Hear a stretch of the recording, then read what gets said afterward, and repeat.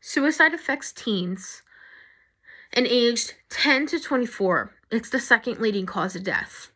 We often see the faces affected by suicide and look at the obituaries and not really know what to do to help it. Some things that can help someone who may be in need of it is giving them resources such as the National Suicide Prevention Hotline or the Trevor Project for LGBT youth. Suicide is on the rise as 50 years ago, kids did not have social media and had the great stressors of being the best they can be in school or the stress of sports or activities.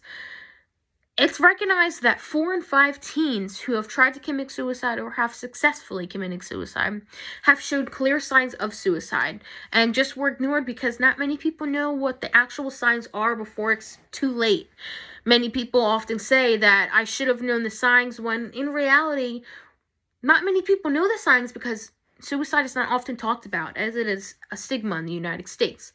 Some of the signs of suicide to look out for that can help save a life would be acting more sad or not wanting to go to school or leaving bed, becoming more tired or angry, and talking about death or dying, and talking about killing themselves. These are signs that we can all have in the back of our head to know if we ever need to, use it.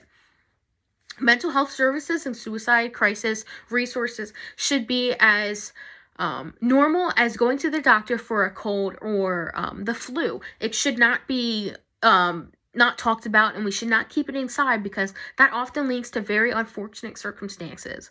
We see the names of kids who have died and we read the obituaries, but we often don't know what to do. By donating to charities that help to support the end of suicide and giving resources and making them available to people, especially teens, we can help to end this. And we could take the high rise in numbers from up here to down here, and that can help to save a life. Ultimately, it's very successful if we just take the time and the steps. Why I know all this is because 1 year ago today, I tried to take my own life and was unsuccessful.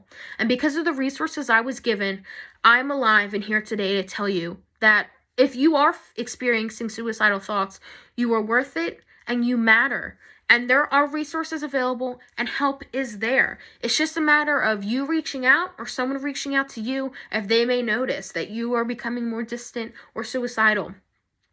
Suicide is something that can be easily fixed and is stigmatized as people often see mental illness as an overreaction or not that serious.